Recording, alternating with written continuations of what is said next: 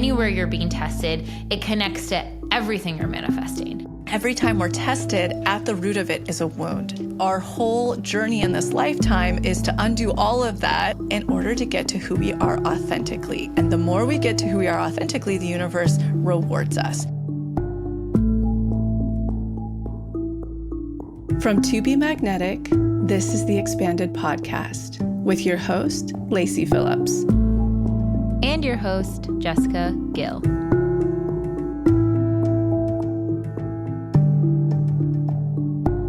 As the leading destination for neural manifestation, we dispel the woo-woo in order to help you create real, tangible results based on neuroplasticity, psychology, epigenetics, and energetics.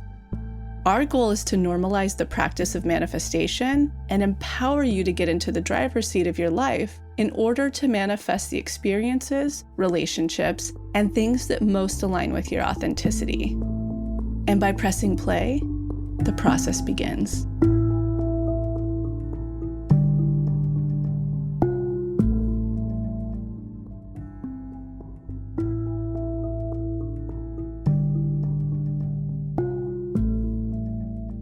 Welcome back, guys. Jessica and Lacy here. Before we jump into today's episode, which is all around tests, which I hear a lot of you are being tested right now, we really wanted to speak to our community that has been affected by the fires. I mean, Lacy and I have been affected. So many of our team members have been affected. It's just a very challenging time, and our hearts go out to all of you. It is so devastating to see. And it would kind of be remiss of us to not talk about how something catastrophic like that factors into your manifestation practice, factors into tests, factors into all of these things. And what the frick do you do when you're faced with something this hard and this challenging? In fact, when we went out to record this episode, in the middle of the ending of the episode, Lacy got the notification that she had to evacuate her home in Topanga. So I kind of want to kick off with reminding everyone really what we always recommend for our test protocols, that before you can get to the place where you're like finding solutions or how to pick yourself back up or how to even reframe into any somewhat of a silver lining at all, we need to process our emotions. We need to give ourselves permission to grieve, to be in the pain, to process the trauma that can come of these horrific situations. You know, I know so many times we can put tests directly towards our manifestation practice, but I want to put things that are at this level, at this scope, at this depth of trauma outside of, oh, this was just the universe preparing me. These are things that are just out of our control. But the beauty is, when these horrific things happen, what can we do to take our power back on the other side? Lacy, how are you doing? I mean, you're still unsure of the status of your home at this point. How do you see this? And what words of wisdom do you have for anyone out there going through this? You know what? Like, the first thing that comes to mind is, thank God I have TBM. So just to give a little bit of the history. So we went to record this episode, and just as we were beginning to record, you could see the cloud smokes because you have that view line coming. I got the notice on my app, Watch Duty, and it was like fire broke out in Pasadena. And so we're trying to like get this going at the top of this episode, and I'm in real time being like, I have to hop off for 15 minutes just to see, because right where it broke out was above Teddy's school. There's so many wildfires happening and natural disasters at this moment, but following the Palisades one, it was so kismet that Teddy's grandma was driving by that area, could swoop in and grab her in 10 minutes because the house that she's in a pod. So the house that, her school's at, obviously it burned, and it all happened very quickly. And so, yeah, I have so many friends just like understanding how closely connected we all are with this particular fire. And then my friends in Altadena, what they're dealing with in that fire. And they're like, crazy devastation of what's being lost. So for us, we were filming this and recording this, and yeah, I had to hop off because I was like, it's time to pack. I can feel like this is the one we're packing and going. I guess I want to say, like, I'm so grateful to have To Be Magnetic for these experiences, because though it's so big, just like any any trauma on this level for anyone, it's just your nervous system, your sense of security, your sense of grounding is uprooted and shaken up beyond belief. But only literally, I go back to TBM. I have, for me specifically, and I only share this for expansion for anybody who may be facing that they've lost their home. They're in the similar circumstances as us right now. The fire is a mile away from our house. My mom lost her house in 2018, and I grew up outside of Yosemite. There's a natural huge fire up here, usually once a year. So I really, really grew up around this. But having experience, you never really think it's going to happen to you. And I think that's the case for most trauma of the scale in your adult life. You never think it's going to happen to you. So I would have to say the biggest thing that I'm wanting to impart and share with people, if you live in California or whatever your version of a natural disaster is in your area, just always be prepared. So I have the expansion of my mom who's been through this. I grew up near this area that's, there's a wildfire every year. I feel like I'm very expanded in this. And then I had that magic darky test energy where I was like, Max and I have put every ounce of our heart, our blood, sweat, and tears into our Topanga property for the last 6 years. It is our entirety. It's where we pour all of our energy. Max and I, what brings us together as a couple is that we're builders. We build homes, we build families, we build businesses, we build gardens. Like, that is our connection. And I had that moment though. I was like, this is where I had my son in my bathroom. But I still had this moment of TBM where I'm like, okay, if this is what's supposed to happen for us, I trust the universe. Like, that's how deep my trust muscle is. I trust the universe. Even if it's so rocky on the other side. At this moment, Teddy no longer has a school for next year where she's been this year. Like, the Palisades are obviously gone, including our friends and many of our friends in their homes. We don't have a grocery store anymore. Like, that's where we shop. Like, everything we do is the Palisades. We go to the Palisades every day. But I do have this internal, unshakable relationship with the universe and God. And I'm still feeling that. I'm like, okay, I trust you. And this is going to be the initiation into the next chapter. And that's because I've been able to do so much neural reprogramming. That is not who I was in my 20s. But right now I go, I trust you. My trust muscle is so strong that after all of this rock bottom magic dark, there is going to be some like crazy magic on the other side. That's what I'll say about like my personal experience and my practice, my manifestation practice, being in this scenario and in other scenarios like this. The thing that keeps ringing through to me with that is hope.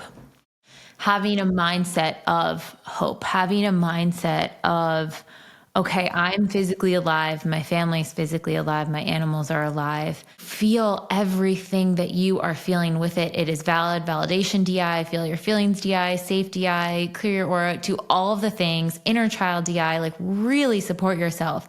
And when you are ready, look at what the stripping away has opened up a different space for.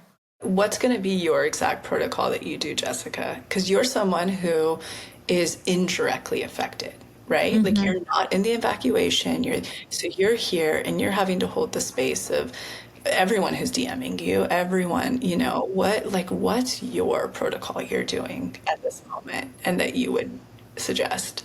I've been doing our energetic boundaries DI constantly. I've been putting the boundary over, first it's me, then our home, then LA, then the globe. It's like this layer of just infusing as much safety, protection, love, community, connection, like a force field over the planet. And that kind of gives me a like, okay, we got each other. Like, we can get through hard things. Gives me that sort of resiliency feeling. Then if I need other nervous system support, maybe I'll do the validation DI of like, okay, yeah, this is really fucking hard. What's coming up? What inner child parts are coming up? Let's sit with all of it. And then I've been free write journaling. My pings list, like I'm just like, okay, what now? How am I supposed to help? What am I supposed to share? What does this make me think of? How am I seeing the world differently because of this? What patterns am I noticing that I can share with our community that might be able to help them? Like allow the channel to open up because I am able to, have space in my home to do so. How can I then share, give back, speak from my heart in an authentic way that feels true to me? So that would be my protocol. And then just trying to stay off of the doom scrolling. It is so hard not to. I have been checking those freaking apps like insane. And sometimes you have to, but then there is a point where you feel like I didn't need to stay on this long, or I didn't need to check this much, and just try to catch yourself and be like, okay, let's just do something to be IRL for the moment. I love neuroscience Nicole's post. She's like, chase the slow dopamine. Obviously, I have not left adrenaline. I've not left that since. And I find myself, though, like hopping on. I want to see, I want to know what's the next thing, blah, blah, blah. And I'm like, I have no control over that. Like, what? I have no control. It's the ultimate test of surrender. And she gives a list. If you go to her Instagram and look at that, and it's a really good list. And basically it's like, get off Instagram. Yeah. It doesn't say that, but if you look at it, it is the slow things in these moments, I think, that can bring a lot of that connection with source, with energy, with the universe. And I think also the feeling and the sensation of community, like we've touched on a few times, even just talking about this, but how we really can be that support to each other, help each other out, lift each other up. What is your authentic way of connecting with others and showing up and holding that space if you have the ability to do so? If I can just say anything for expansion, it's be prepared, feel the feelings. The structure of this work is one of the most perfect things to hold you in this experience. And if you are just like constantly being traumatized just from watching this, and anytime you see this, right? We saw this with Maui in Australia, and we see different versions of this.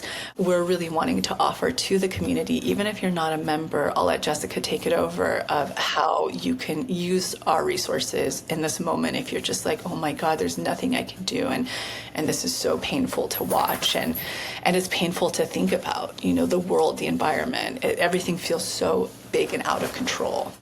Yeah. So we have 2 free resources we can offer you guys right now. Even if you're not a member, if you're a member, you already have access to this too. But we have the Safe Deep Imagining, which is really going to ground and anchor you back into your body, back into the present moment, and help you create a neural pathway of this idea of connection to a safe person and a safe place, especially if you're someone who's been displaced or you're not sure what's going on with your home and you're in this waiting game. It can be really comforting to create a space that is not your home. Maybe it's not even a physical space. Maybe it's just a little spot in nature that you can go to in your mind's eye to really calm down and connect to something.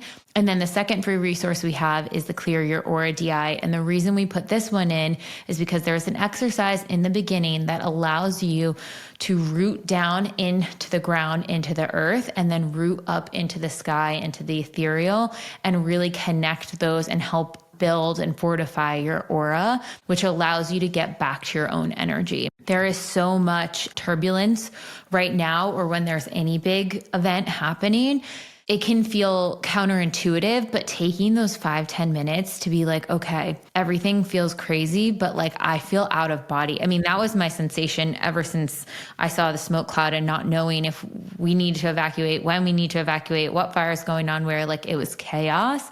Housing friends that had to evacuate, not knowing what's going on with them.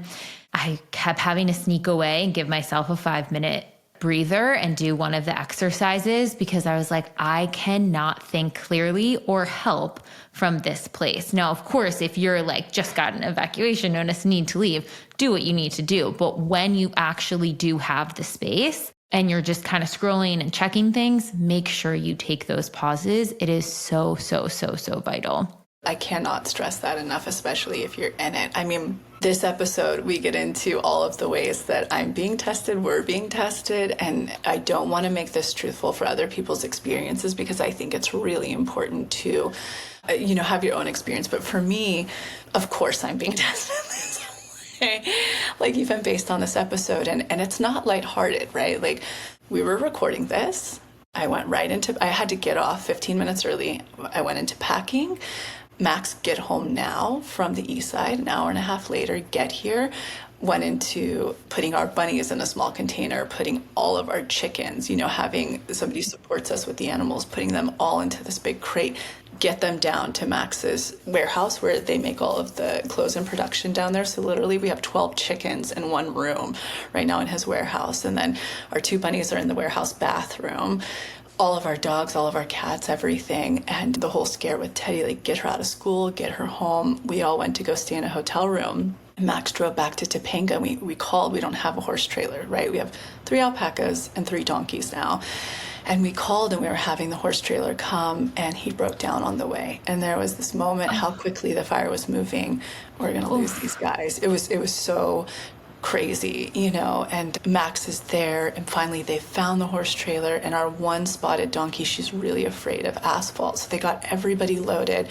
It's so extremely traumatic. And so what you're saying, those 5 minutes, even scrolling to your nervous system, seeing this on Instagram, like even if you're not in the thick of what's going on Instagram, it is re-traumatizing, right? You're in a meditative state, your subconscious is forward, you're just bam, bam, bam, seeing this stuff over. Like, do these DIs, these regulating DIs, they're so important in this time, even if you're not in it like I am.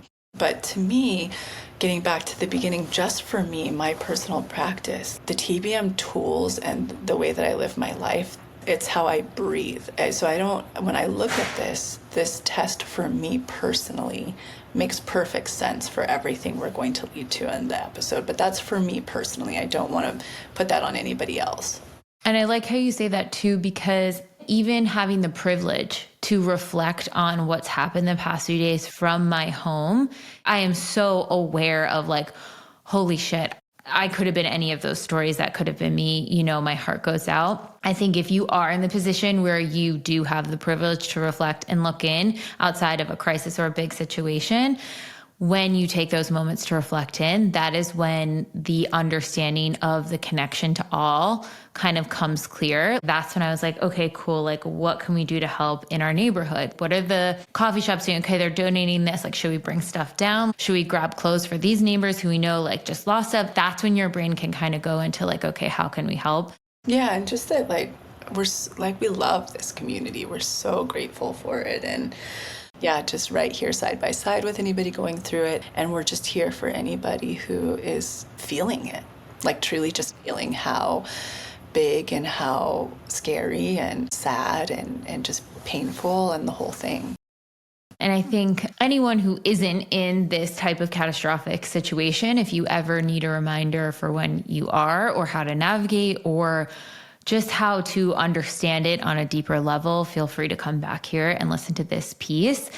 And anyone who is dealing with the more traditional manifestation tests, like, the things we talk about in this episode, tune in because there's going to be some good tools for you guys as well. But I just want to send love out to all of you listening, all of our community. My heart goes out to you, and just really holding the most healing thought for everyone out there.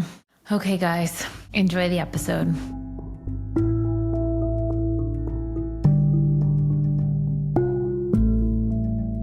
Welcome back, everyone, to another episode of Expanded. Jessica here. Happy 2025. I hope you guys are having a great kickoff to the new year. If you haven't joined our Authenticity Challenge yet, where we are walking you through how to craft your manifestation list from a place of true authenticity, helping you to unblock the limiting beliefs that are standing in your way of actually connecting with your manifestation in 2025, now is the time to join. We have our lowest prices of the year going on right now, where you can join with our big New Year's sale and manifest your true authentic life for the next year. Today we are talking about tests, how tests are popping up when we set our goals out there, when we set our manifestation list in motion, when we even unconsciously have something that we want to desire out in the ethers. We start to get tests that reflect back the places that we can up level, grow, react from it in a different way, things that we're learning about ourselves that's going to help prepare us to become a more aligned, more authentic version of self in order to connect with our manifestations. So if you want to know exactly how to pass tests with ease, I recommend checking out the previous episode with that same title, which is going to walk you through all the nitty gritty of that, or go into week 5 of our authenticity challenge. We have all the test protocol in there. But today we're going to break down some of the most common types of tests. What does a scarcity test look like? What does a self-worth test look like? What does a inner peace test look like? A boundary test? What is it really asking of us? And how can we reframe it to understand how to pass these tests? How can we learn to identify the tests in our life and not be overcome with them or disappointed by them, but understand how to respond to them from our truly aligned, authentic self? That is what we're going to be diving into today with tons of examples. So I think one of the biggest takeaways I want you guys to think about when going into this episode and thinking about what's going on in your life, where you may be tested, where you may be challenged, is that tests or struggles or difficulty or pain points are likely a part of life. And the opportunity about reframing those things through the lens of a test is, how can you take your power back in those challenging dynamics? How can you use it as an opportunity for growth? How can you use it as an opportunity to shift your self-worth, your confidence, your ability to deal with challenging and difficult situations? Really understanding how to respond to tests and operate with tests is like your resiliency kit.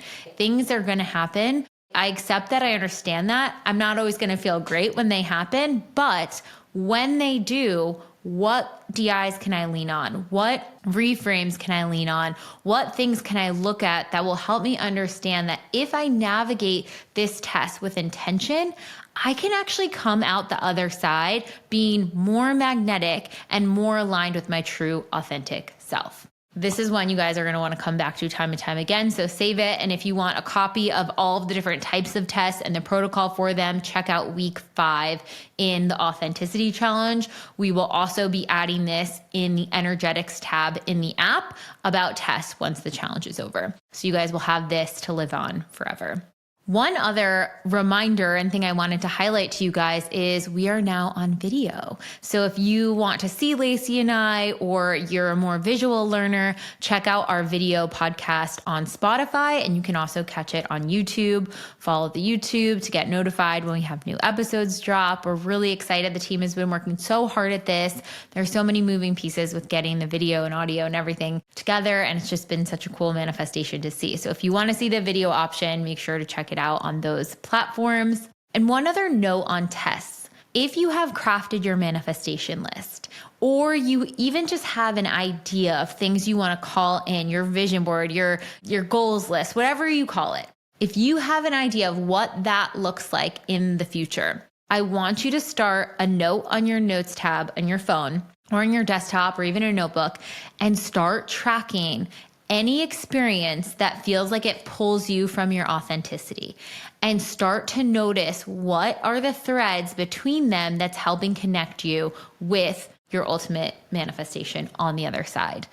And obviously you can utilize any of the DIs in our test and triggered section, because those are going to be so supportive in doing the subconscious work to reprogram any limiting beliefs or fears we have around that test, and to be able to show up in our true authentic self.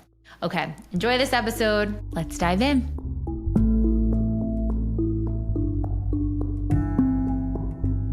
And now a word from our partners. I'm sure you've heard of Armra colostrum by now. It is everywhere, and for good reason. It has thousands of benefits. Tens of thousands of people are reporting life-changing stories and shifts to their health with it. strengthened immunity, fortified gut health, ignited metabolism, vitalized hair growth, enhanced skin radiance, performance and recovery enhancement. The list goes on and on. And at first I was a little skeptical, like, where has this bioactive whole food been my entire life? How have I not heard of this yet? And then I realized I had. When one of my best friends first had her baby, I remember she was telling me about the colostrum that her body produced. This is actually the first milk that all mammals produce. It's the first nutrition we receive in life, and it contains all the nutrients in your body you need in order to thrive. So Armor Colostrum is just harnessing the power of humans' original bioactive food. It hosts protective antibodies, whole food prebiotics, strengthening peptides, free amino acids, trace minerals, hemoglobins, tissue growth factors, antioxidant adaptogens, mitochondrial regenerators. The list goes on and on. Armor Colostrum is sustainably sourced from grass-fed cows on family-owned dairy farms throughout the U.S., utilizing an overflow of colostrum, ensuring that the calves' needs always come first and only the surplus waste is collected and then upcycled. And I would say Armor Colostrum is one of my top products I cannot live without. I have seen such a shift in my immunity, my digestion, my ability to handle foods that may be inflammatory or irritating to my stomach or gut lining. It has been game changer on so many different fronts, and I notice a massive difference when I'm regularly taking it versus not. I like to take 4 scoops per day. I spread them out throughout the day. You can take them all at once in the morning. It supports me on so many different levels. And good news is that we have an incredible offer for our audience to receive 15% off your first order of Armor Colostrum. So go to tryarmra.com/TBM. That's TRYARMRA.com/TBM, or enter TBM at checkout to get 15% off your first order. Try it today. I promise you will not regret it.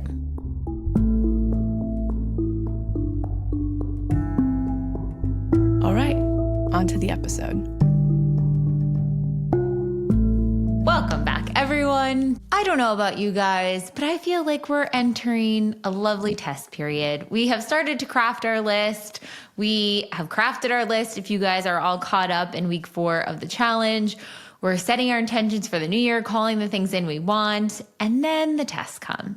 And we want to just remind you guys how incredible tests can be and how you can manifest on the other side of them when you navigate them with ease. So we're going to break down all of the types of common tests that we see in the manifestation process, how to navigate them, and what they're really asking you to look at. When you look at the different types of tests, a lot of questions we get asked is, well, how do I respond? What is my high self-worth version? Is it bad if I just settle for the old thing from before? And we're going to kind of break down exactly how you can get super clear on what your pattern is, what it's asking of you, and likely what manifestation this test is connected to, even if the two don't look super similar. So super quick, if you guys have not listened to any episodes from us before, if you're a newbie, tuning in, we'll link some episodes that really break down the basics of tests. But for everyone else, how to spot a test. Is it impeding on a boundary you set for yourself? Do you feel shame or embarrassment around it? Does it make you settle or feel small? Or is it pressing on an insecurity, core wound, or shadow that you need to work through? Tests really come in the form of opportunities and triggers, which kind of look like big emotional reactions. It's when you feel dysregulated. It's when you feel like, oh my God, what's going on? Opportunity tests could be like the shiny carrot thing that's so close to everything you're calling in, the almost perfect job opportunity, but it's missing one big piece. And the important part with this is to not settle for these tests. You can't fail tests. So if you're like, oh shit, I definitely settled, I definitely had that big emotional reaction, that is totally okay. It's normal. Another test will come back around. So what do you do when you face these big tests? Lacy, I want to kick off to you first before we kind of break into all of these common types of tests. But you reframed in a recent episode that we'll link here of how important it is to reframe our relationship to tests. Instead of this thing that's happening to us, instead of this thing that's punishing us or trying to keep us small, how can you look at them through the angle of possibility, of wonder, of curiosity, of growth? So I feel like we've had a couple of really good episodes on tests so far that capture so much information on tests. But I think my big intention that I want to share on this one, having just gone through the most insane testing period since the summer solstice of 2022, right before the winter solstice, just this couple weeks ago, was psychotic for me. I mean, like, I'm still wrapping my head around it. The one of 2022, it was like I almost drowned. I got the first stitches by my eye I've ever gotten stitches in my life. My mom's house burned down and my house almost burned down up in, the Yosemite area. And it was such an initiation. And the craziest thing happened right before that week because I had been doing a lot of microdosing and DIs at the same time. It was when we were coming up with our new DI format with Janelle and using all of those new tools in our DIs that are so effective. I was kind of practicing that beforehand, microdosing at the same time, just seeing like how quickly can I move neural pathways and connect them. And in one of my microdoses doing that DI, I had a really specific voice come over me and it said, "You are about to manifest greater and bigger than you've ever dreamed of.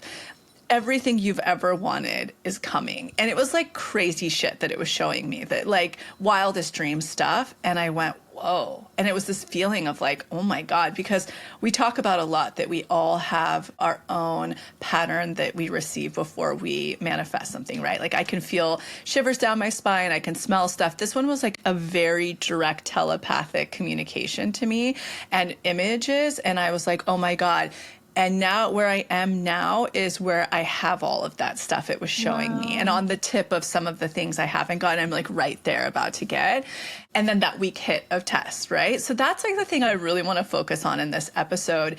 If you are like me and you've been going through a crazy testing period, or right now you're being initiated in it because of the week we're in the challenge, because the moment you began doing this authentic challenge with us, especially dealing with authenticity, which is magnetism. Authenticity equals magnetism. So if anybody was listening to our podcast and they're like, I don't want to, I don't really want to join in on authenticity. It seems like fluff. There could not be anything more important to manifestation. Authenticity equals magnetism, period. The universe's only intention is to get you back into your whole, worthy, authentic self. So to finish that thought, if you began this authenticity challenge with us, it's impossible that you wouldn't be receiving tests if you're really, really getting into your authenticity, because you are getting more magnetic. You are initiating magnetism. Therefore, the universe has to connect you with what's orbiting around you. And if your self-worth is lower than the ratio of what you're calling in, it's going to send you initiations to raise your self-worth to match, quote unquote, the frequency of the manifestation. So I say this because if you, like me, started the challenge and I like opened up Pandora's box and the universe was like, here you go. And it just hit me with everything that used to freak me out. And I feel like it's still, even yesterday in the company, we're having these back and forth and I'm like, I fucking see you, universe. I see what you're doing. And thank you, because if you're trying to hit me this hard with stuff, it's because there's something on the other side. And so that's like the big thing I want to focus on. And the episode is, yes, you're going to learn and hear about the most common tests and the ways that you're tested. But I also want to focus on what manifests after those, because that's like, at this point, I'm regulated enough to get excited. My trust muscle is strong enough to get excited when I'm going through these huge initiation periods, because it's like, oh my God, something so good's on the other side of this. Me 10 years ago would have had a nervous breakdown of that. So that's what I'm excited to cover. I think too, the other really beautiful thing, especially when you get those big tests, because I feel like I haven't had big tests in a while, or like ones that kind of poke out to you. They're all kind of like micro tests in the authenticity. And then once we hit the challenge, it was like, okay, this is a big test. What are you going to do here?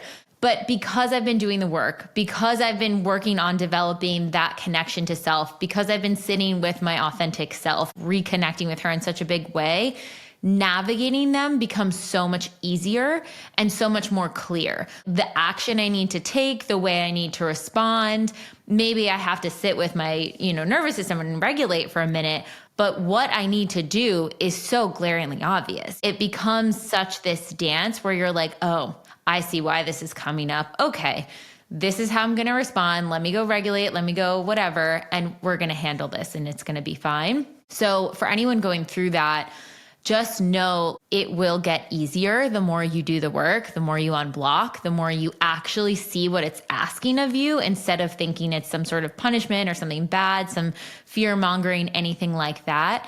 And the other thing is when you have those big ones pop up, notice the little spider webs of smaller ones that may pop up around it. Because the second a big one pops up, I'm like, ooh, where else have I been like even minusculely tested? Because I wonder if there's a pattern. I wonder if they're all asking me a similar thing. And that will help you understand what aspect of your self-worth the universe is asking you to look at in ratio to the big things you're calling in. Do you feel, Jessica, because God, is this just where I'm at in my practice? I feel like they're always all connected when I look at the patterning. Do you feel that? Like when I'm being tested, what we're talking about is, I'll give examples of my testing period. When I really, really distill down the pattern, that's what I do. It's how I become my own pattern reader. I go in my journal, I'm going to write down every single test that's hitting me right now. And then I write down with it, I'm like, what is I say Achilles heel, but it's like, what's the insecurity that it's poking at? What's the wound? And when I look at that wounding and I connect them all, it's one through line. They're all doing the same thing. And during that week, every single one of them was something or someone is pushing on taking advantage of you. What's going on here is the universe is asking me in every one of these scenarios to set boundaries and advocate for myself. So they were all connected. And I feel like I do the monthly check-in, usually at least once a month, once every 2 months. And whenever I'm doing that pattern reading, most often than not, all of the tests have a similar theme and they all connect to me to unblock a very specific thing and expand out of a very specific wound block. Is that how it is for you? 100%. It goes in chapters. So like the tests that I got, let's say over the summer when we were doing the summer challenge, all revolved around the same theme that all pointed to the same block. Whereas the tests I'm getting now are not that same block, probably because I work through it in so many ways. It's a different kind of angle or thread into that block. So yeah, I would say ultimately they do root down to the same thing. The only thing I'm thinking is earlier on, especially when manifesting multiple things in very different categories, sometimes it would be like, oh, this one's a little bit hitting me more in this one, and this one's a little bit hitting me more in this one. So a few tests that have come up recently, some of them, I guess it roots down to the same thing. Okay, I'm in real time processing this. I love real time. It's my favorite thing. One of the things I'm manifesting is in health. And I want to build more muscle for longevity and all of the things with a other myriad of things for health, just like really fortifying my health in a new way for the new year. And so I had this workout routine that I was already like, okay, I'm going to do this one. It's very light and gentle just to kick off the new year. It's a 14-day program, very exciting. And then yesterday I fall down the stairs and like sprain my wrist or strain my wrist. And I'm like, oh, I can't lift a weight. And so I think for me, yes, it was hitting that manifestation, but it was also hitting what I think the root is of maybe all of the other tests that aren't necessarily related to health is control. Can I be more fluid? Can I flow with ebbs and flow? Because I can't control things. Yes, I wanted to build muscles with weights, but you know what? If I can't use my wrist, what else can I do? Can I walk? Can I put weights on my arms or something? I don't know. Like, could there be a different way of doing this? Am I getting too fixated on the one path? And can I like release control and think about it? Or can I do just walking until my wrist heals and give that up?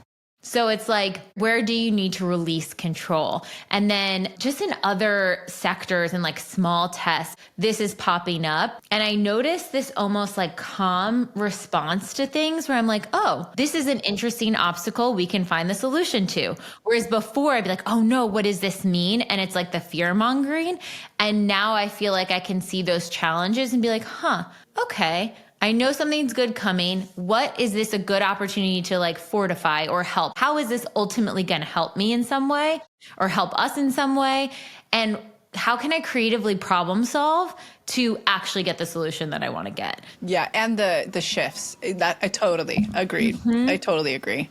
So I guess it does all root down to the, like, even if it's control, but control from different angles. Control That's what it will is work for out. me. That's Yeah. what, when I'm being tested from all different facets, it's weird shit. That's not, it doesn't even seem like boundary, but at the end of the day, I'm like, oh, in actuality, that's another thing. And when I'm saying boundaries, it's like, these are boundaries people don't even know that they have to have with me because I've never emitted that energy from a self-worth place subconsciously. So other people aren't thinking they're doing anything wrong. They're just interacting subconsciously with my subconscious. So it really is interesting that way. I've noticed lately. And so, yeah, I'm curious as we talk about the episode, if that continues to be sort of a conclusion that they are sort of all connected. And I'm finding, similarly to what you're talking about, that the universe is asking me to behave differently often. You know, like you're saying, yeah, you're going to have this new regime protocol, blah, blah, blah. But the universe is like, wait, but that's still connected to you having to micromanage or control things. You know, you can and you're going to, but let's find it in the more authentic way or whatever. That's what I'm noticing. And I think too, someone asked, what if your test doesn't directly connect to your manifestation? Or what if, it indirectly connects to something else? I think ultimately anywhere you're being tested, it connects to everything you're manifesting. Because if you unblock that aspect, if you show up differently in that aspect, it's raising your self-worth. And so everything is going to be easier to manifest on that next level. Because that's that's called integrating. You're integrating that thing the universe is asking you to become. You're integrating it. Therefore, it's an up level no matter how you look at it. And you're going to be more magnetic and manifesting in more things. Okay, let's start diving into some, and you guys will hear some examples and kind of start to piece together which ones are your tests. We even got one question was like, what is a test? Like, what are some examples of tests? So we will definitely hit into those as well. Okay, so this is a big one we see come up a lot. A scarcity test. This is when you fear that there's not enough, the rug will be pulled out from you, you're experiencing heavy envy and jealousy. And what is this? This is a test that's fortifying the belief that you can create and tap into abundance that's all around you, that resources aren't limited, opportunities aren't limited, things aren't finite. You don't live in a box and that was your one manifestation and you missed out on it. It's really cultivating from a scarcity mindset to an abundance mindset. So what are tests that could look like that? An unexpected bill or expense that you didn't know about. You get triggered by someone else's success. You feel fear that you'll lose something that you've already had. It's like, oh my gosh, what if this goes away? Or this is shifting and changing. What if it means it'll never come around again? It could also look like you get a job offer that pays less and you fear that you can't get another. You have to say no to a relationship test and you fear that you're not going to get another one to come around. Anything that it feels like, I just lost it and there's no opportunity for more. Would this also be too, because like ways that I'm tested a lot in this category, I think this category is the universe is always going to pick your biggest wounds and fears. And that's what it's going to poke at and test at, to be like, I need you to integrate into your whole worthy self in order to manifest the things you want. And the more, each little by little step you integrate, you manifest the things on your list, little by little. The bigger you're integrating, the bigger the manifestations that are coming through while you're expanding. So we'll see if this is the category, but like my biggest wounds used to be finances, biggest. I mean, absolute security and safety based on my childhood is everything for me. And so it's like unexpected bills coming out of nowhere, that kind of stuff. Is that this category for Totally. lack? Yeah. Totally. Okay. Just so people know that it can look like that too. 100%. Yeah. Things coming out of nowhere. It doesn't have to be money specific, but that's a really easy one to spot is your relationship to money feels scary or tight, or whatever financial security you thought you had is shifting or changing. It could be losing a job, anything where it feels like it's getting taken away from me. And the initial reaction is, oh no, like I'm screwed, or what's going to happen to me. And really what it's trying to reinforce to you, what it's allowing the opportunity for you to do is to know, it's kind of like that worst case scenario DI. you are okay no matter what. Even if this wasn't the job, even if this wasn't the income portal and that one's going to close down and, whatever it is, you can find another. It's never trying to kick you when you're down and say, well, that was your good chance and it's not going to come around again. It's trying to help you fortify that resilience that no matter what happens, you can figure out a new way forward, even if it doesn't look like the old way. Yeah. And the thing that I would want to say about that too is not only are you going to manifest another version or there's a bridge out there or whatever, more importantly, you're going to bring in the one that's is going to serve your authenticity even more. So it's like, not only is there not a true lack there, what has to fill that space will be even closer to your authenticity.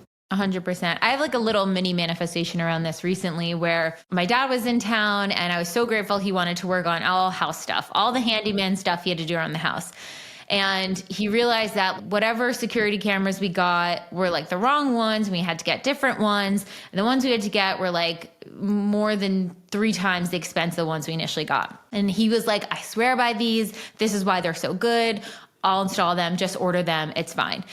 And at first I was like, oh, I really don't want to spend that money on this thing that, not that I don't care about, like I know it's protecting the home. It probably doesn't make a difference. I know. I was like, is it really like, can't we? He was like, this is a doorbell camera. This is not a security camera. And then, but like he knows all this stuff. And I was just like, does it really like matter that much? Whatever. And he was like, it's important to protect your home and blah, blah, blah. I was like, okay. So I felt the impulse of like, oh, I don't want to spend money on this thing that I don't really think it's going to matter that much. But where do I want to spend my money? Do I feel like I can't spend it on something else? Do I feel limited in somewhere else? Do I have the money to spend it? And I was like, yes, I have the money to spend it. I'm probably not even going to think about it after I get it. Let's just order it.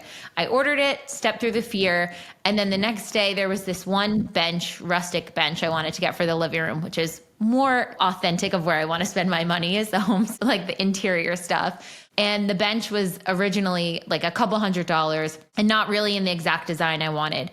And then a day after I bought these security cameras on Facebook Marketplace, the exact bench for literally $100 comes online, exact design, everything. And a friend who's the one who listed it. And she's like, yeah, come pick it up today. So had I bought the bench and the cameras, it would have been double the price. But because I got it for so cheap, it covered the cost of the cameras. That's such a great example. Even though it sounds so minuscule, energetically, that's so big because that's how this works. It's how it works. And this is why we have episodes we'll have to link how to create situational magnetism. That's such a perfect example.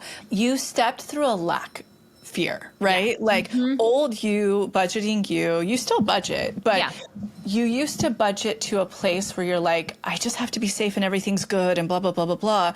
You still have remnants of that. I still have remnants of that. And the universe is inviting us so much to be like, I'm your bank. And I have to be so careful the way that I'm saying this because I don't want it to go so bad in the other direction. People just start spending the money and buying the stuff because that's why seeing what the test is asking of your wounding, getting to the bottom of why am I being tested in this? You specifically seeing that you were being tested in like, oh, God, this doesn't fit into my budget totally. I want to spend that money on this. It was like old Jessica in a way, right? And the universe was like, what the fuck are you caring about? You're going to be so abundant. Like, what? Come on.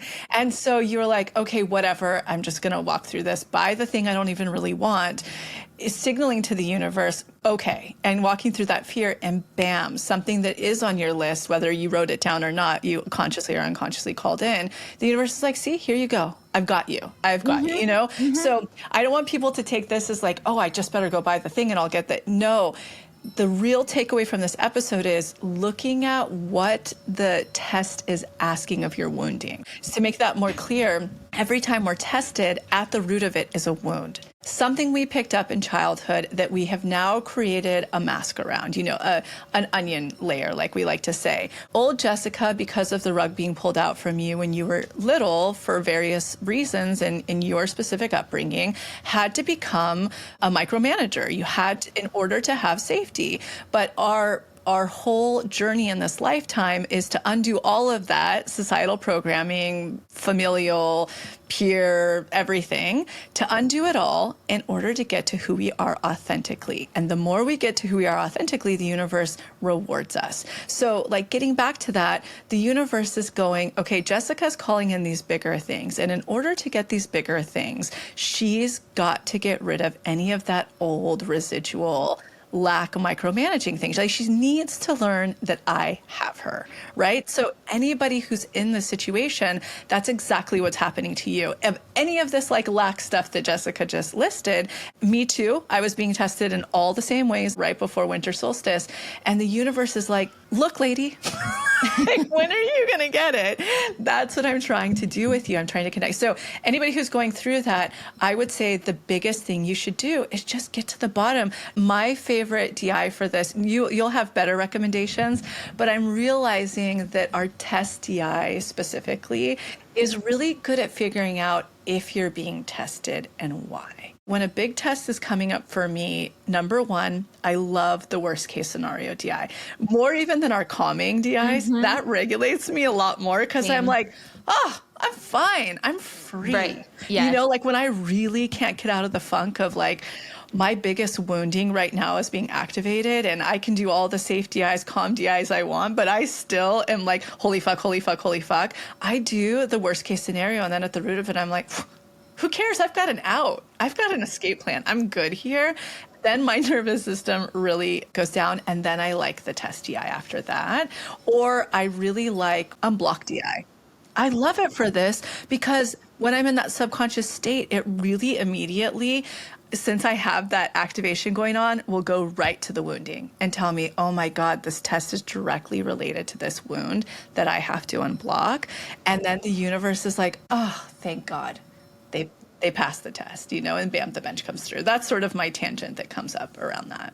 And I think the biggest thing with the scarcity test or the lack test, you could call it as well too, is for me with the cameras, this was in part like a need. It's like necessary to take care and protect your space. So if that was a need, I was not valuing taking care of that because I was nervous that I wasn't going to be able to get the other things that I wanted that felt really special and unique to me. And what it was pressing upon for me was like, you're fighting over pennies here. What are we doing? When you stop getting so fixated on like, okay, can I pay for it this way and with this?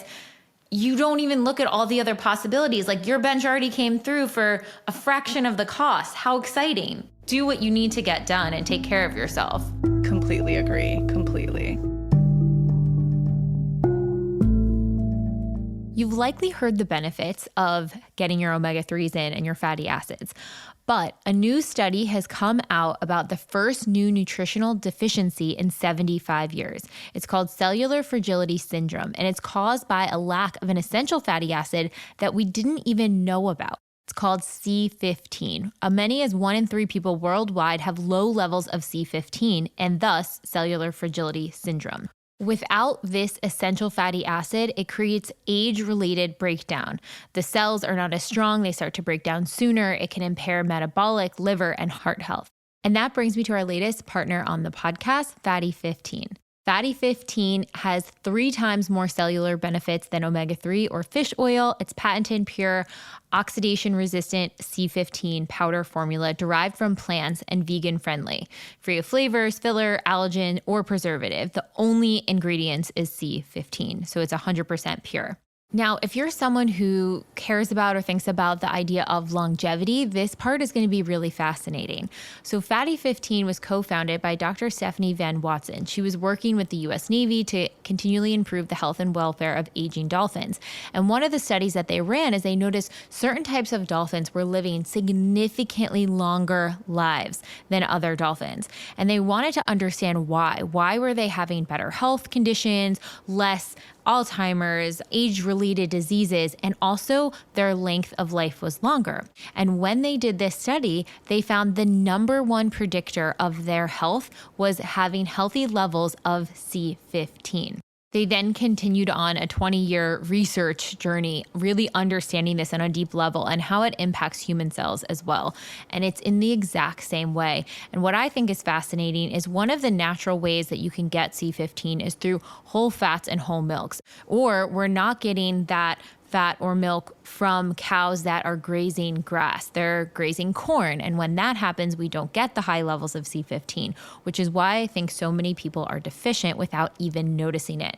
Now, I started taking this about 2 months ago, and immediately within the first 3 days, I noticed a difference in my digestion, in my mental clarity, in my anxiety, and in my sleep. It impacts you in a whole myriad of different ways, but it helps support the cells. It's like if you were missing one vital nutrient and then you started getting it again, your whole system starts working better. So if you guys are interested in testing out C15 for yourself, you can get 15% off their 90-day subscription starter kit by going to fatty15.com/TBM or using code TBM at checkout for 15% off. Fatty 15 is on a mission to replenish your C15 levels and restore your long-term health.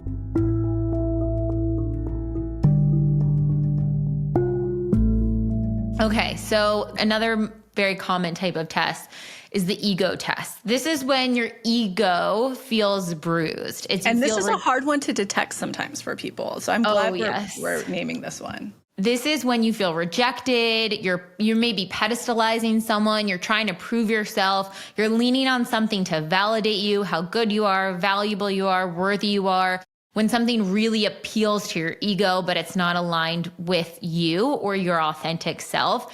And what the test is trying to do is help you cultivate the belief that it's safer for you to be your unique, authentic self. And from there, you can have your needs met. It's really inviting you to let go of external validation. It's inviting you to let go of where you place your self-worth on the material, external things. And the best way to pass this type of test is identifying how you would think about things, how you would respond if you were in your total authenticity, not worried about anyone else's judgment or opinion, versus societal programming of how you were supposed to respond. So this is the test where you want to double down on authenticity and really stop caring about the material external things.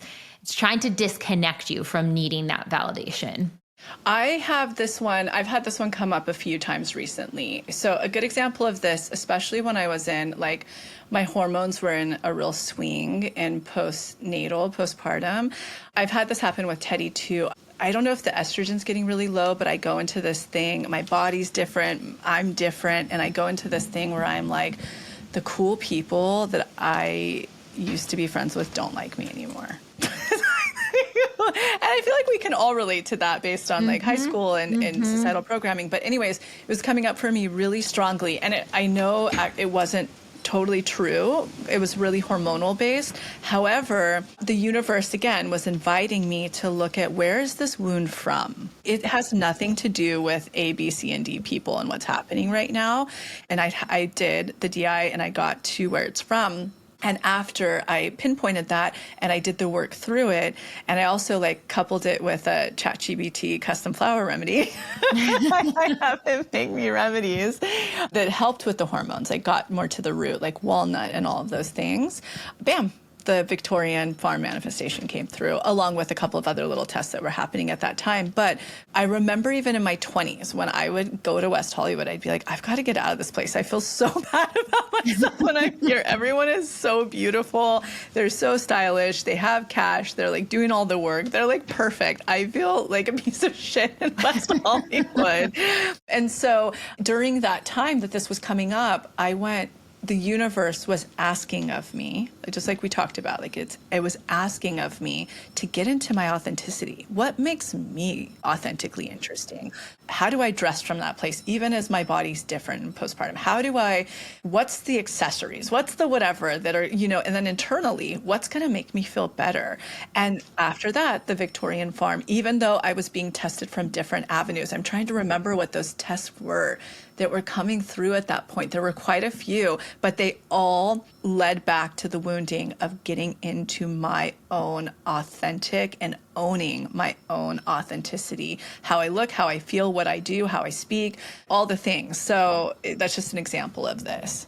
Well, it's also so interesting too, because I think your style is so unique and people love and are obsessed with your style, your fashion, your this, your that. And you would have never cultivated that if you were in West Hollywood and were like, never. Okay, cool. I guess I got to fit in and do this whole thing. You cracked open a whole new level of expansion for so many people to be like, wait, you can wear that? That looks so chic. Where did she get that? That's amazing. You open this whole other realm of possibility for so many people. And I think that's really important to remember, especially with the ego test, because it feels like, well, I have to have these things to fit in or be loved, or these are the trends or whatever it is. Or be successful. Yes. I find that in our community, that's a really big one that comes up. I remember on our speaking tour, the last one we were on, I can remember at each location, there was always one person that got up and was talking about, how do I become more successful in my business? I've done A, B, C, and D, why? And in my mind, I'm thinking, I'm like, oh, because you're not in your most authentic expression yet. You're just not, because people can't take their eyes off of that. So yeah, what you're saying is exactly right. And I bet so many people listening, I even consciously remember that whole West Hollywood thought. But I remember having this moment where I'm like, oh no, I gotta move to Echo Park. I need to go be in a more artistic community where I can fully express my authenticity. That's the only way I'm gonna feel halfway decent about myself in Los Angeles specifically. 1,000%. And that's the power of expanders and finding an expansive community. I think it's not putting yourself in situations, not saying you can't have friends who are very different than your authentic expression, but if you are feeling shadowy about expressing your authentic expression, maybe add in some new friends or circles that you feel safe to fully express in that way. You feel seen wearing the outfit that feels so you that, maybe you wouldn't wear someone else. Also in this, I want to pinpoint, even though it comes up too in the last one we talked about the lack, the ego test is really important to look at when you're sitting on the other side, when you're judging a lot. When we are in that space of total judgment of something else and activated by something else, or like wanting to partake in like call out stuff or shaming stuff or whatever, the universe is also, it's another version of a test being like, everything you're doing right now is because there's something about that thing, that person, whatever, that your authentic self, your inner child loves and wants and admires. And so it's also hitting another wound that it's calling on us to, in our ego. And I have a great example of this that I've shared many times in the past. It's calling on us to integrate and see as an expander in order to manifest the things that are on our list. A really good example of this is a family friend that was around, just was the most beautiful, coolest chick. And I was so threatened by her. And I would do all the things like speak badly about her, all the stuff that we do in a space of envy before I had figured out this work and before I had figured out that, wow, that's such an expander. And once I finally figured that out, and realized, oh my God, it's because I love her. Like I just love her. I want to be her. I love what she has. And my inner child was the opposite of everything. All the wounding. I didn't come from money. I also didn't look like her. Like she looks like unbelievable, and I wasn't as intelligent. Like she went to the best schools, the best things, I was blue collar, all that stuff. And so when I could finally see that as an expander through this work and integrating her, we have this beautiful bond. And so I really just want to say, if you're sitting on the other side of that in this moment, like you're in a slump or you're like judging all the things or in the whatever, this is a different version of a test and expander, and the universe is asking you, what is it that's so triggering? Like get to that wounding and then integrate that. What would be your favorite DI for this? The envy DI, right? Envy and jealousy, for sure. Envy and jealousy DI. So you do that and see like what's going on here that I love about this person. How can I integrate this and see this person as an expander, because the manifestation is going to be on the other side of that. And also, when you have those envy expanders, if they have things that you're not, or you don't have that background, or you don't look like that, or whatever the story is in your head about them, that you can't be that. What is your expression that's different, that's unique, that's authentic, that isn't better or worse than their expression? It's just different. Can you actually see your gifts, all the things you bring to the table without needing to be like, cool, I see how they're an expander now. Now I just want to copycat them. That's not the route either. The route is, can I appreciate their greatness? And in appreciating their greatness, appreciate my own greatness. Yes. Yes. I have a really good, I shared this on the live, but that Black Dove, I posted this on my Instagram, Black Dove, blah, blah, blah. Watching Keira Knightley, like, age gracefully, see all of her lines, because I'm somebody who's trying to age gracefully. I don't do any type of injections or fillers or anything. And I just know in my bones, I'm like, this is my route. Like, I'm going to have to own this, and it's so hard in society today. Obviously, if you live in different parts than Los Angeles and New York, this is just normal for people to age gracefully. But here, there's so much pressure, right? So when I pulled up other expanders, I was talking about this on the live, I see like the Keira Knightley, the Natalie Portman, the Carrie Mulligan, blah, blah, blah, like all these women. And I'm like, fuck, they're all so talented. They're all so stunning. They're moms. I see all the parallels, and my subconscious is like, yes, you can do it too. But I don't take that and go, okay, I'm going to dress just like them. I also am going to be an actor. So, it's not that. It's pulling the essences that resonate with me in order to breathe that in with more confidence. And they're showing me and paving the road of how I can age in this society that we're in with filters and blah, blah, blah, blah, blah, as I'm going into 40. So it's just an example of, like, it doesn't mean verbatim. Yes, so good, so good. And now you guys have some more aging gracefully expanders. Yeah, expanders. Okay, so the next one, arguably you could say all tests are core wound tests in some way, shape, or form, but these are the ones that are like really implicitly hitting on the core wound. So that's why when you were talking in the beginning, Lacy, of like, oh, the financial is your Achilles heel, it might be a core wound test, but also is like a scarcity test at the same time. So the difference with the core wound test is this is where you feel stuck repeating the same dynamic, but it's showing up in a different form.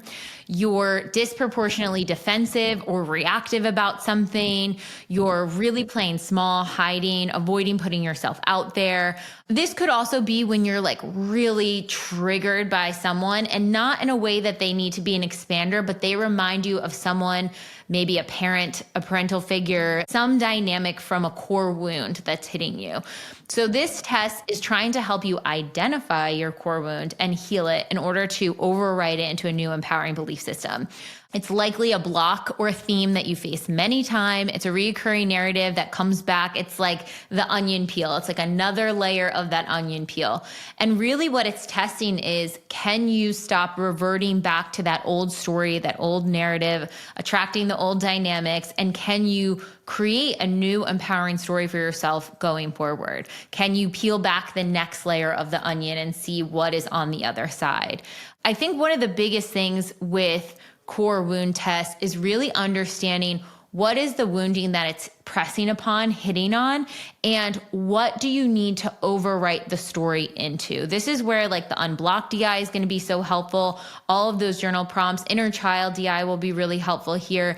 What is the narrative around this core wound that you've been operating from, where it's asking you to be like, can you open the door to a possibility of a different reality? I actually have an example of a friend that I was with recently. We were in a big group of people, and she was so triggered by this one guy in the group. And he was like a very charismatic person, but wasn't very vulnerable, like didn't really share anything deep with the group. And she was like, oh, I just can't stand this guy, blah, blah, blah, blah. And I was just like kind of listening. And then I was like, oh, this is a core wound for her. Like there's something here that's really grating at her. And we kind of got to talking about it. And as we're talking, she had this light bulb moment, and she's like, oh my God, he reminds me of my emotionally unavailable father. Oh yeah, good. Wow, I'm glad. Oh, she was like, I'm almost embarrassed that I was talking so much shit about him, because I can't believe it was that the whole time, but that's why he irritates me so much and blah, blah, blah.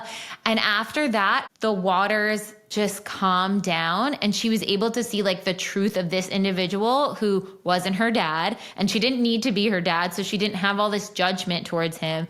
And then she could also go explore her feelings like towards her dad who wasn't emotionally there for her. But it was like such a cool breakthrough of, I was like, you're like really triggered by this person. And it's not like an envy thing. I think there's something deeper here. And she cracked the code on it. So I feel like the core wound ones are just those ones that get at you from a different angle, or it could be that repeated pattern that comes up again and again and again in many different ways that's really asking you to pull back the next layer of it. I love that she had that experience in real time. Like it's just so much magic just happened in that moment. Not just from like, oh, good for her, no, from like a manifestation standpoint, like so much magic in that moment, real-time integration. Also, I want to say that I've recognized this will be helpful for people in our community. This is also the person who's writing in saying, I've been unblocking, I've been expanding and taking aligned action, but my manifestation's just not coming through, or my big one's not coming through.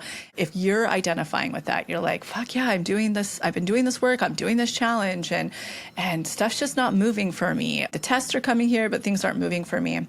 It's really what we taught last year, the blind spot. I really feel like the archetypes and the blind spot work is just next level for this if you're identifying with it, especially if someone's really, really, really triggering you, or something's really, really, really triggering you. It's 100% hitting on a core wound. Or if you're in the category of like you're like me, you do manifest, but you still have this recurring pattern that will come through. I just dealt with this archetype recently in this Victorian manifestation. The seller realtor was a representation of like a person I have to deal with often. What comes up for me when that's happening, it's like, oh, dude, am I not integrating? Like, why is this coming back at me? Like, am I not excelling at this? And it's like, no, wait, I'm manifesting and continuing to manifest bigger things. It just means that because it's a core wound, there's just going to be more work there.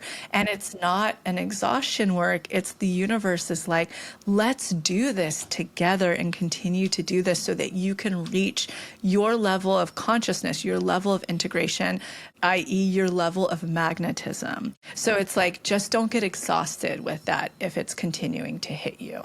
And each new layer brings a new layer of manifestations, of blessings, of kismet things coming through. And even thinking of the example I shared at the beginning of the girl who had this realization, now thinking on the rest of the exchange with this guy, she became so expanded by him after, because he's really financially successful and has all these investment properties, that she couldn't even sit down and have a conversation with him before because she was so triggered by it, that when she dropped all of that and had the conversation with him, she was like, holy shit, like he's doing this for investments. Like I could totally do that. And boom, this massive expander comes through. When you can, especially with the core wound piece, if you can work through that and understand it and attune to your inner child's feelings around it and understand what's happening, the most magnetism is on the other side of that. Oh, that's such a great story. Such a great example. Okay, so this one, so many people here. This is the boomerang test. This is where the past tries to repeat itself in the form of an old ex, a boss, a friend, a pattern. It's the test that brings that person or opportunity blast from the past. An ex-partner, old friend reaches out unexpectedly, trying to connect, promising something, or now is finally ready to meet your needs, but they actually can't follow up with it through actions. A former job or opportunity reappears and you're like down to your last few dollars and you're like, maybe I should settle for this old thing, even though I already passed the test and said no. Or you're tempted to fall back into an old habit or behavior, even though you know it's not authentic to you. This is really, honestly, what it's really testing is, yes, to attune to the block that's there of why you keep allowing this back in, but can you say no? Can you hold firm in your boundaries, and can you say no? And also, like, energetically, in the saying no, are you going to raise your self-worth to not behave in the same self-worth frequency that you did in the past? That's the big can you say no? Yes, this is the say no piece, because it's like, oh man, I see this happen with some friends so often the same person will pop up again and they're entertaining them, but now it's a new story of why it's okay and blah, blah, blah, blah, blah, all this stuff. I let them have their own experience, but I'm just like, you just have to stop answering. It will stop when you decide that you're worth not answering. You can sit with the loneliness, you can sit with the lack of connection or the lack of attention from this person. But once you say no and hold that firm and know that you're worth way more than whatever this breadcrumb is, so much is going to shift on the other side. And doing the work to really understand that you're worth more than that. Mm-hmm. So, yeah. Yeah. So let's say you're attracting the unemotional suitor and you want a really connected relationship, or you're attracting a certain type of job, or it's just there's some work drama or whatever the thing is, it keeps hitting you. And maybe you said no to that one and you passed the test, but then another one came and you're like, what is going on? Why is another one keep coming? You're missing the unblocking piece. You're missing what is going on within you where you feel that you need to settle for those situations or opportunities. And how can you heal the story and narrative to know that you're okay no matter what?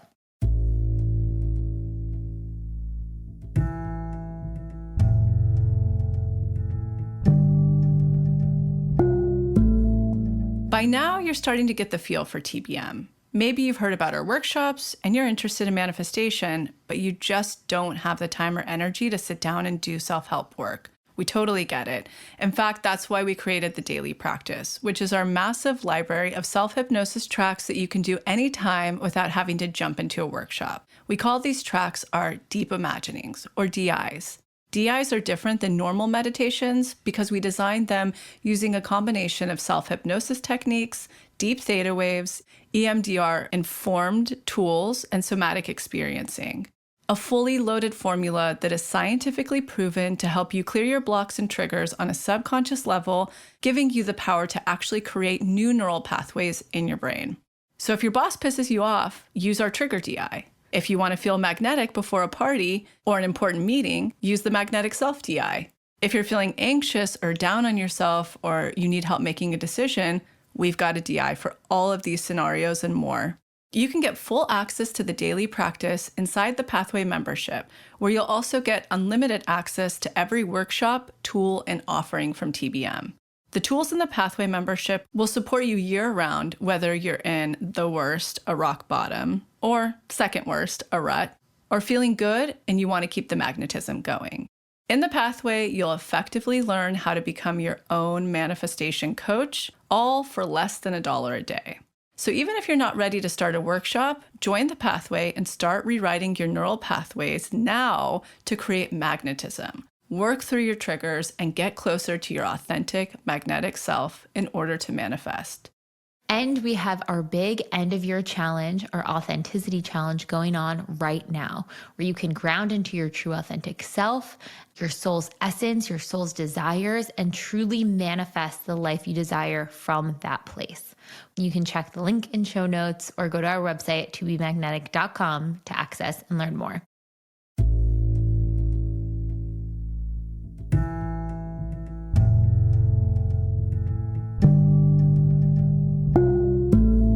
Okay, this one's really good.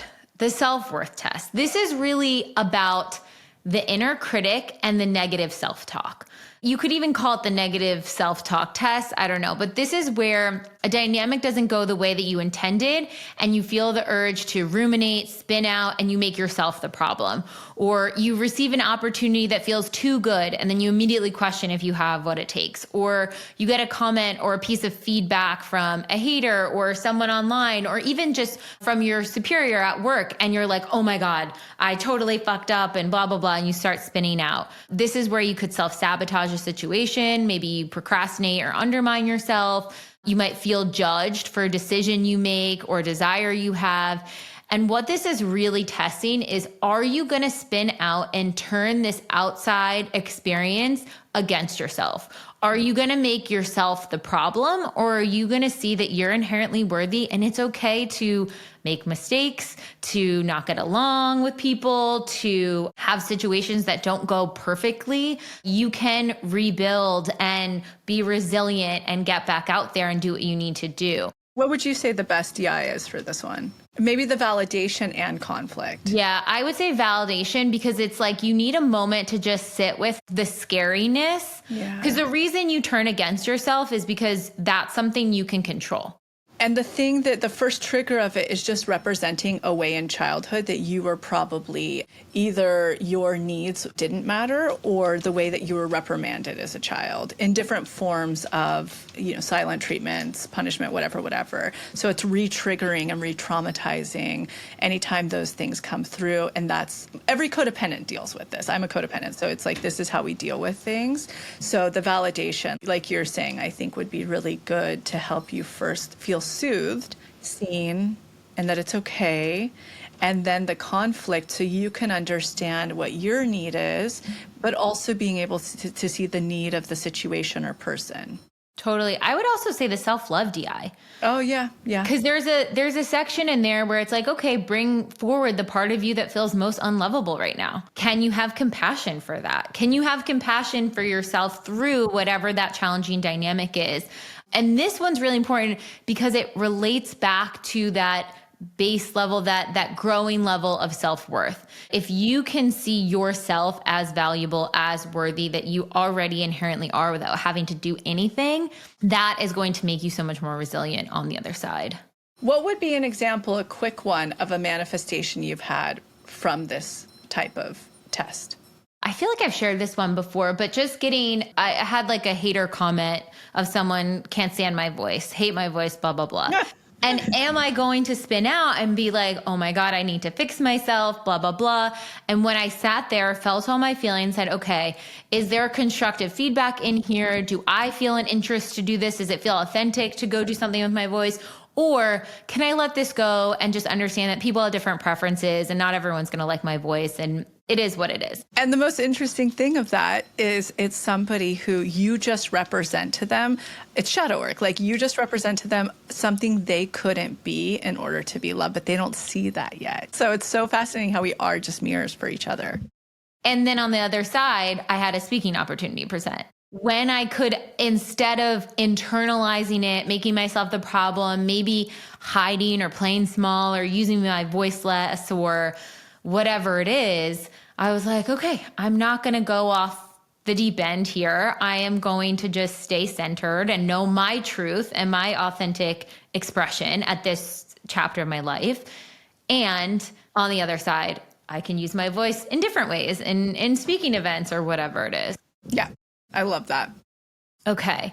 Inner peace test. I feel like this is what I'm more tested on with like falling down the stairs and stuff. It's like when shit hits the fan. This is when those things happen and it's really questioning your ability to stay grounded, regulated, and feel your emotions fully. So examples here could be you feel really emotionally dysregulated and the impulse to be snappy or reactive towards others. You feel overwhelmed and have the impulse to distract yourself by scrolling, watching TV, getting a treat, reverting to old numbing patterns that don't feel authentic. You feel super anxious with what's going on, so you turn to someone else for validation rather than calming and internally validating. You might overanalyze your feelings. You might chronically complain, vent, or gossip. What are all the coping things you do to avoid feeling your feelings when shit kind of comes out of nowhere? There was this moment over the break. We were on a snowy holiday and the car that we were in got in a ditch and it was at like a 45-degree angle. And we were like, oh my God, is the car going to flip? How do we get out? And that was a moment where I had to be like, okay, we are cultivating the inner peace here. How are we going to get out of this vehicle? Are we going to be okay? How do I not lose my shit in this moment? And then taking a breath and being like, okay, we're going to get out. We're going to be fine. Let's help out the kids. And everyone was safe and we were able to take the car out and it was fine. But it's like those moments where just shit happens quickly and you may have in the past reacted with a big emotional reaction. And this is your opportunity to regulate that experience. I think the really important thing to understand with the inner peace test is how have you typically reacted when big things happen and grab your emotional state and you feel dysregulated? how do you cope with it? And it's kind of testing, are you going to cope with it in the old ways that weren't helpful? They're reactionary, they're numbing, and they're not in alignment with your authentic self. Or are you going to cope with it in more of an integrated way, in a way where you're actually attuning to your emotions? You can feel your feelings. You can process anything that you're holding on to there. You can validate what you're going through, that it is really fucking hard and scary and all of the things. And I think what the inner peace test helps us cultivate too, you can notice when it's happening is if you're projecting on someone because you're not sitting with your own stuff. And really what this is helping you to fortify, to test, is can you sit with your big emotions? Can you sit with those turbulent times? This is really how you expand your window of tolerance. In therapy, they talk about, how much distress can you tolerate at one given time? And everybody is at a different level at all different times. And sometimes you might have a really small window of tolerance. Like your ability to process really stressful situations is very small. So, okay, if you're in that state or you're feeling that, how can you start to build resilience or almost build like a calming toolkit or a support system for when things feel really overwhelming, when they feel really big? This could happen if there's like a global event going on or something like that. What do you turn to help yourself connect back to your authenticity, connect back to your truth? This one's just a really helpful piece in, okay, wait, let me remember who I am. Let me not project. Let me not veer off course or self-sabotage. That's going to be so, so, so important with this one. And I also want to note the inner peace test is a work in progress, as are all of these tests. I still don't, quote unquote, pass the test the first time in so many of these, but it's just inching towards, okay, do I at least see what is possible? Do I see where I could have made a different choice, or I could have reacted differently? Or was I even aware that this was a test in the moment? Can I recognize it after? All of those are amazing guideposts for what is going to help you in the long run with tests in general. So if anyone's out there like, oh my gosh, I never pass any of these tests, that is fine. You got to start somewhere, and it's going to get easier and easier. The more you know them, the more you can identify them, the more you can understand what will be a true, authentic response or aligned action to them. And then it will just get easier and easier. When you do this and you figure out how to regulate your nervous system in a way that feels good for you, and then make the decision or then set the boundary or then find the solution of how to get out of the car, whatever it is. Like in that moment, there wasn't a lot of time to figure out, oh my God, okay, I need to do my fight or flight DI. No, I did that after. But there was a quick moment where I said, I could panic right now, or I could just take a deep breath, find a solution, and then we can process the emotions after, because the circumstances called for that. So I was only able to take a deep breath and do that in that moment because in other small stressors in my life, I know how to regulate because I have this neural pathway of consistently regulating my nervous system when things get out of whack. So this is just a really good tool for strengthening your emotional resilience to challenging situations. Okay, and the last one is the boundary test. This is when it is really highlighting to you that you need to honor your needs. And it's a test that questions your ability to maintain your authenticity around others, whether that means setting a boundary, not people pleasing, or generally just honoring your needs. An example is someone can ask for a favor, but it oversteps your personal limits. You might say yes anyways. You feel pressured to agree with something that doesn't align with your values. Someone asks for your energy, but you don't have the bandwidth to give, and you say yes anyways for people-pleasing reasons. Or you feel like you should because of societal expectations. Or you feel any urge to forego your needs just to keep the peace with others. So what is this testing? This is testing your ability to maintain and enforce boundaries in a way that protects your energy and prioritizes your needs. It is kind of challenging when you first start recognizing the boundary test, because the impulse is to set a super harsh boundary or not be able to do it from an integrated way, because you might feel so impeded on, like Lacy said at the beginning of feeling certain tests were like taking advantage of her. It's like you feel like, oh, how dare can they do that? But if you really get to the other side of the boundary test, most likely someone's intention is not to take advantage, is not to impede on your time and boundary. And likely they don't even know that they're doing anything, but it feels like that to you because you don't have a a neural pathway, a practice route of how you can state, hey, these are my needs. This is what I need to prioritize. And I see your needs, but this is where they might conflict. And this is how I'm going to honor mine while also not overstepping on yours. The conflict DI is going to be your number one thing here. This is where you can understand, okay, what are my needs? Where are they coming from? How can I validate them for a moment? And then how can I open up the possibility that someone else's might have really true needs. And I also don't want to impede on their needs, but I also don't need to compromise my own in order for us to have that. So what is the compromise that we can make between that? This really is strengthening your sense of self-respect. When we talk about deservingness energy, people have really good boundaries when they are deep in deservingness because they understand what they are able to give. They understand how to give to themselves. They understand that we are all deserving of all the things that we truly feel is aligned for us. So if you're working on that extra layer of deservingness, or you have a lot of boundary tests and it feels overwhelming, have that vision of deservingness, have that vision of like, wow, I'm really fortifying and communicating to the universe that I'm going to honor my needs. And part of my needs are my manifestation. So it's almost like that thread that you can manifest then on the other side. And this may be one of the biggest places you'll notice being tested when you're trying to fortify your authenticity. Because your authenticity may be against the grain or social norms or how people have perceived you in the past, if you've been far away from your authenticity and now you're showing up as your authentic self, it's like, where are you going to compromise those? How are you going to still honor yourself while also being able to interact with those around you?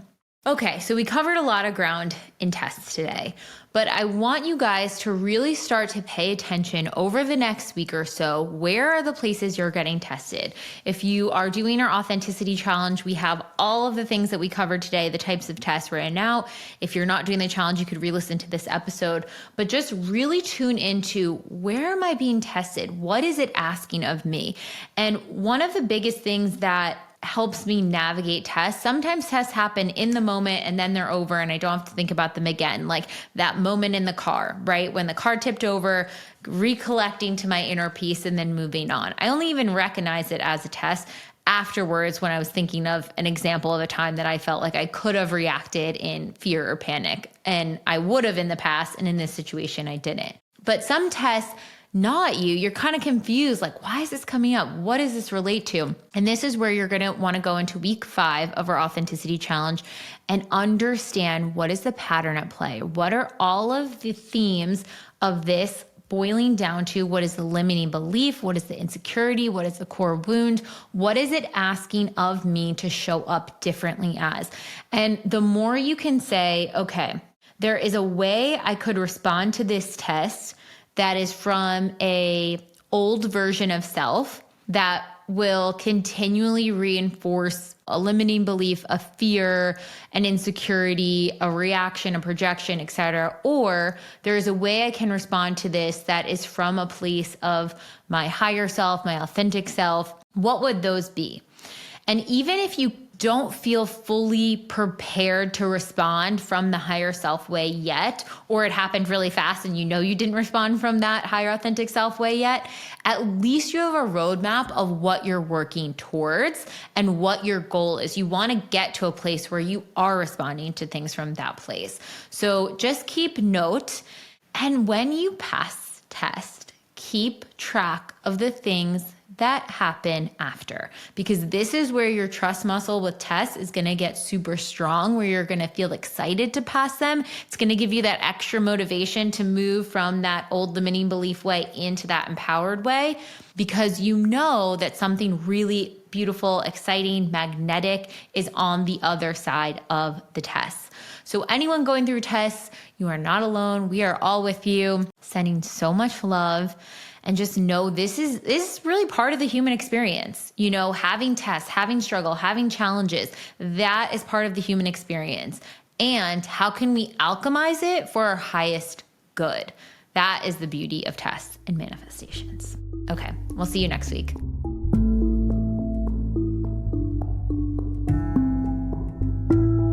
I hope you all enjoyed that episode as much as we did. And if you're starting to get a feel for this to be magnetic manifestation process, but aren't completely sold yet, let me point you to some of our free offerings. You can check out the expanded podcast episode called How to Manifest Anything You Desire, where Lacy, the founder, and I break down exactly what this process is all about. You can check out the Motivation, which is our testimonial library with thousands of testimonials of people who have manifested wild things using this process. Or you can check out our free mini workshop to find out why you're not manifesting and listen to one of our proprietary deep imagining audios, where it's going to help you drop into your theta state and overwrite low self-worth limiting beliefs.